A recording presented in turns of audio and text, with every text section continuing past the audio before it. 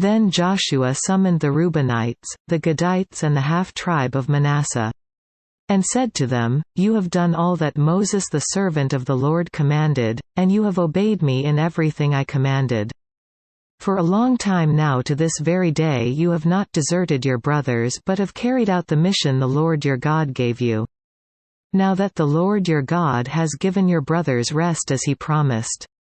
Return to your homes in the land that Moses the servant of the Lord gave you on the other side of the Jordan. But be very careful to keep the commandment and the law that Moses the servant of the Lord gave you to love the Lord your God, to walk in all his ways, to obey his commands, to hold fast to him and to serve him with all your heart and all your soul." Then Joshua blessed them and sent them away, and they went to their homes. To the half-tribe of Manasseh Moses had given land in Bashan, and to the other half of the tribe Joshua gave land on the west side of the Jordan with their brothers.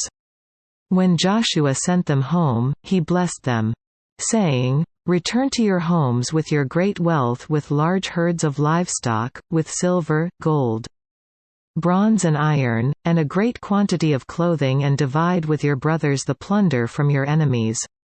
So the Reubenites, the Gadites and the half-tribe of Manasseh left the Israelites at Shiloh in Canaan to return to Gilead, their own land, which they had acquired in accordance with the command of the Lord through Moses. When they came to Geliloth near the Jordan in the land of Canaan, the Reubenites, the Gadites and the half-tribe of Manasseh built an imposing altar there by the Jordan. And when the Israelites heard that they had built the altar on the border of Canaan at Geliloth near the Jordan on the Israelite side, the whole assembly of Israel gathered at Shiloh to go to war against them. So the Israelites sent Phinehas son of Eleazar, the priest, to the land of Gilead to Reuben, Gad and the half-tribe of Manasseh.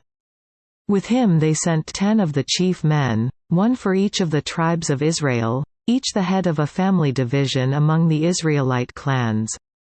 When they went to Gilead to Reuben, Gad and the half-tribe of Manasseh, they said to them, "The whole assembly of the Lord says, how could you break faith with the God of Israel like this?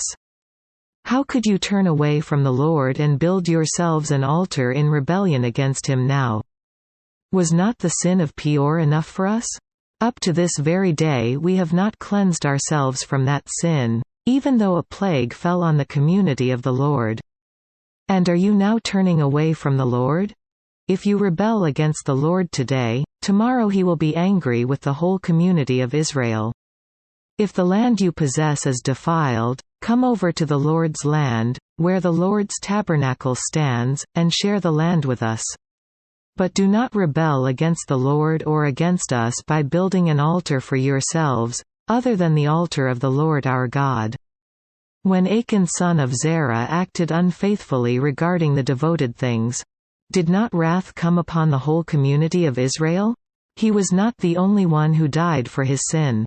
Quote, "Then Reuben, Gad and the half-tribe of Manasseh replied to the heads of the clans of Israel, 'The Mighty One, God, the Lord. The Mighty One, God. The Lord. He knows. And let Israel know. If this has been in rebellion or disobedience to the Lord, do not spare us this day. If we have built our own altar to turn away from the Lord, and to offer burnt offerings and grain offerings, or to sacrifice fellowship offerings on it, may the Lord himself call us to account. No. We did it for fear that someday your descendants might say to ours, what do you have to do with the Lord, the God of Israel? The Lord has made the Jordan a boundary between us and you Reubenites and Gadites. You have no share in the Lord. So your descendants might cause ours to stop fearing the Lord. That is why we said, let us get ready and build an altar, but not for burnt offerings or sacrifices. On the contrary, it is to be a witness between us and you, and the generations that follow, that we will worship the Lord at his sanctuary with our burnt offerings, sacrifices and fellowship offerings.